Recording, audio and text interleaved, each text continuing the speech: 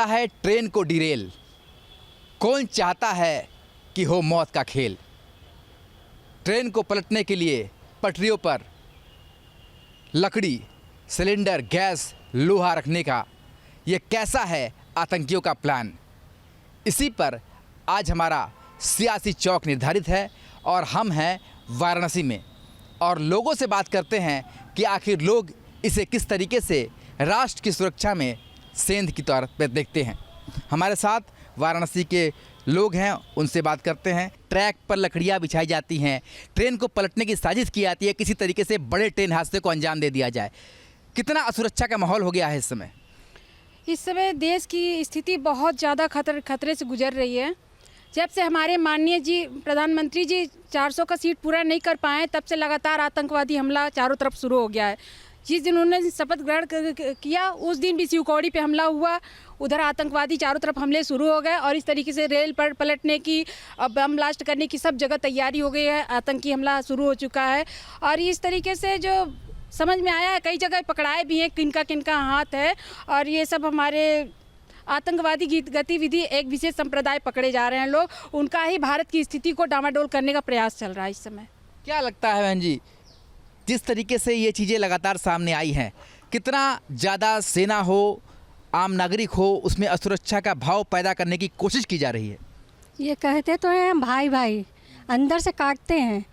अंदर से कितनी अंदर से जलन की भावना है इनके मन में कि कुछ कह नहीं सकते। हम तो देखते हैं, निकलते हैं सड़क पे तो देखते हैं थोड़े थोड़े दूर पे 4-4, 5-5 के गुट में ये सब इंक्वायरी करते रहते हैं, देखते रहते हैं क्या हो रहा है क्या नहीं हो रहा है। तो ये नहीं होना चाहिए।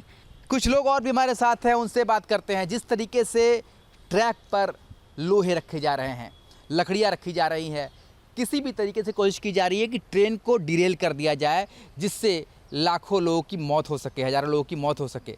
ये कैसी साजिश है? क्या नजर आता है आम जनता को? ये साजिश इसलिए सब कर रहे हैं क्योंकि जो देश में माहौल, जो आज के डेट में शांति व्यवस्थाएं हैं, इस व्यवस्थाओं को बिगाड़ना चाहते हैं और राष्ट्र को ख़त्म करना चाहते हैं क्योंकि इनके खून में खराबी है, ये कभी सुधर नहीं सकते हैं। इसलिए हमारे सभी हिंदू भाई बहन को आगे आना चाहिए क्योंकि सरकार का हाथ कहीं ना कहीं बंधा है लेकिन हमारा हाथ खुला हुआ है। हम इन लोगों पे हर जगह हर एक हिंदू भाई से आग्रह करेंगे कि इनके ऊपर निगरानी करें क्योंकि आए दिन ये कभी दुकान पर जो है कि पेशाब मिलाकर पिला रहे हैं, कभी जो है कि जूठा करा खिला रहे हैं, कभी थूक के खिला रहे हैं। दुकान पे जो है कि श्री राम भोजनालय लिख के करेंगे, जो है कि उसमें सलमान नाम का व्यक्ति जो है दुकान चलाता रहेगा लेकिन दुकान जो है जय श्री राम नाम से रहेगा, वंदे मातरम के नाम से रहेगा, लेकिन भारत माता की जय ये लोग नहीं बोलेंगे क्योंकि इनके खून में खराबी है।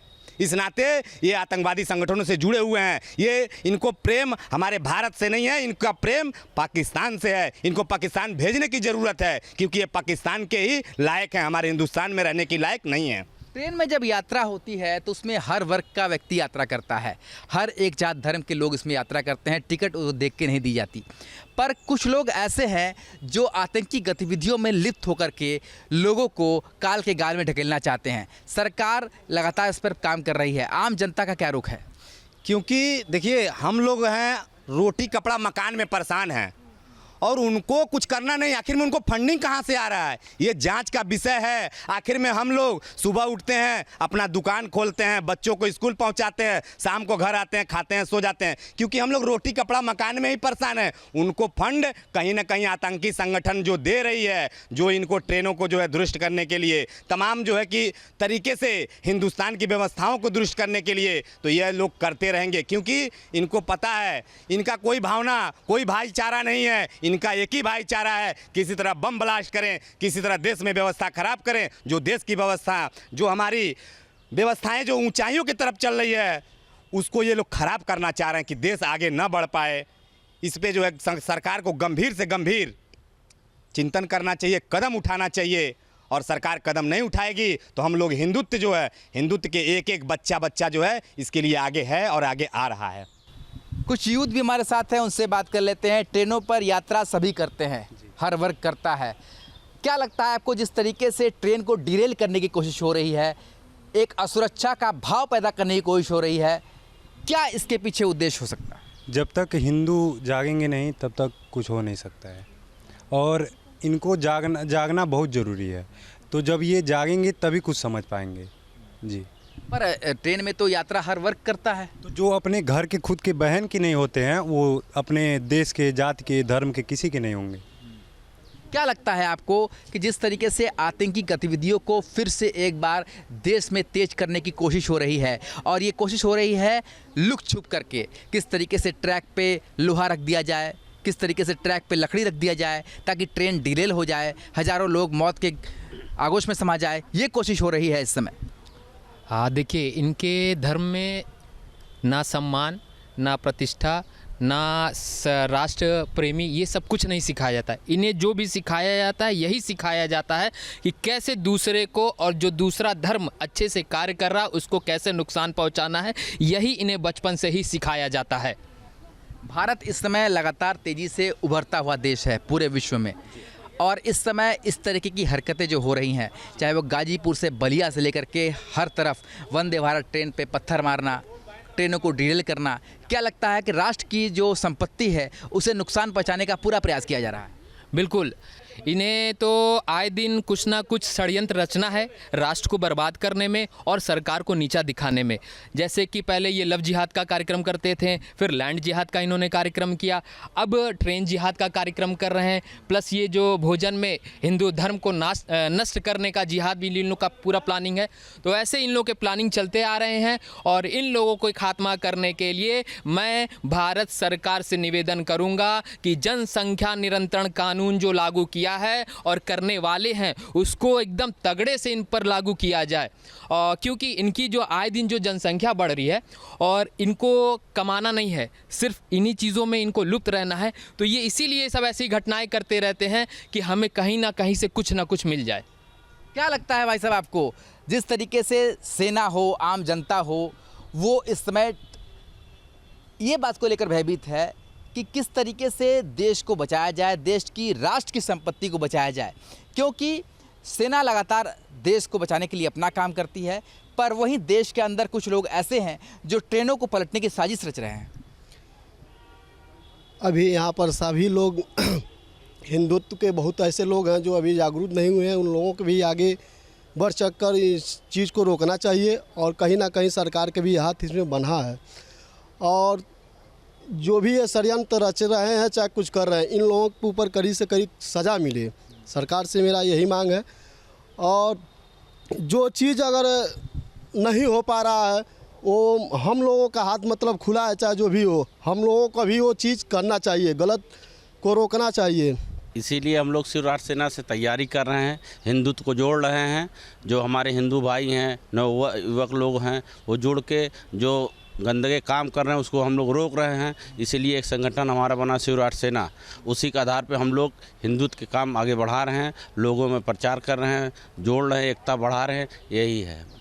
क्या लगता है, आप लोग आज के युवा हैं और युवाओं की संख्या भारत में सबसे अधिक है, और जिस तरीके से ये जो कुत्सित प्रयास हो रहा है ट्रेनों को पलटने का, राष्ट्र की संपत्ति को क्षति करने के साथ ही लोगों की जान के साथ खेलने का, कितना दुखद है ये इस समय?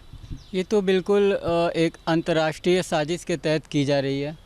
हम लोग क्या चूँकि 10 सालों से कोई भी दंगा, कोई भी फसाद, कोई भी ऐसे अपराध नहीं हुए, तो ये शांतिपूर्ण जो माहौल है उसको ख़राब करने का हर तरफ से, चाहे बॉर्डर पार कहिए, और अपने यहाँ जो गद्दार बैठे हुए हैं जो फंडिंग ले लेके इस कार्य को करा रहे हैं, तो भारत सरकार को इसमें अन्य एजेंसियों को भी अलर्ट करना चाहिए कि ये इसका जो वजह है वो क्या है और इस पे कैसे रोक लगा सकते हैं।